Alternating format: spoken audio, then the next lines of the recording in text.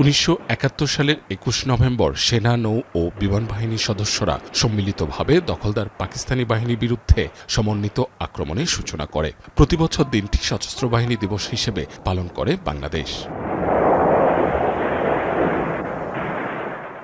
শুক্রবার সকালে সশস্ত্র বাহিনী দিবসে শিখা অনির্বাণে ফুল দিয়ে মুক্তিযুদ্ধের শহীদ সেনা, নৌ ও বিমান বাহিনীর সদস্যদের প্রতি প্রথমে শ্রদ্ধা নিবেদন করেন রাষ্ট্রপতি মোহাম্মদ শাহাবুদ্দিন। এর কিছুক্ষণ পরই শ্রদ্ধা নিবেদন করেন অন্তর্বর্তী সরকারের প্রধান উপদেষ্টা অধ্যাপক ড মোহাম্মদ ইউনূস। এরপর শ্রদ্ধা জানান তিন বাহিনীর প্রধানরা।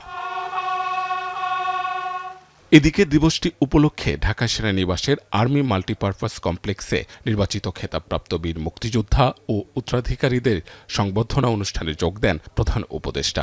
এ সময় 101 জন খেতাবপ্রাপ্ত বীর মুক্তিযোদ্ধা উত্তরাধিকারীদের মধ্যে শুভেচ্ছা স্মারক বিতরণ ও শুভেচ্ছা বিনিময় করেন তিনি। বলেন, মহান মুক্তিযুদ্ধ বাংলাদেশের ইতিহাসে সর্বশ্রেষ্ঠ ঘটনা। তাদের স্বপ্ন পূরণে সরকারের অঙ্গীকারের কথাও তুলে ধরেন তিনি।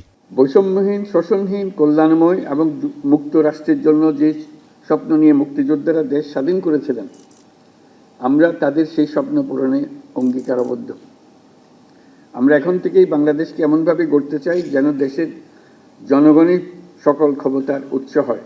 প্রধান উপদেষ্টা আরও বলেন, সীমিত সম্পদকে কাজে লাগিয়ে একটি কল্যাণকর রাষ্ট্র বিনির্মাণে সকলকে এগিয়ে আসতে হবে। জুলাই 2024-এ নতুন বাংলাদেশ গড়ার যে সুযোগ ছাত্র জনতার সাহস ও আত্মত্যাগের বিনিময়ে আমরা অর্জন করেছি, সেটাকে কাজে লাগিয়ে আমাদের সুন্দর সমৃদ্ধশালী ভবিষ্যৎ গড়তে হবে।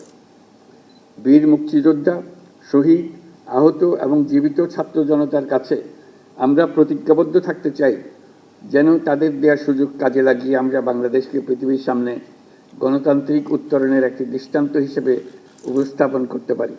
তরুণদের দেশ গঠনে এগিয়ে আসার আহ্বানও জানান তিনি।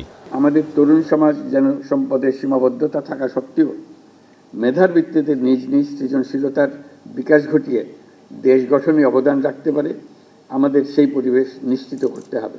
মাহবুব হাসান রিপন, এখন, ঢাকা।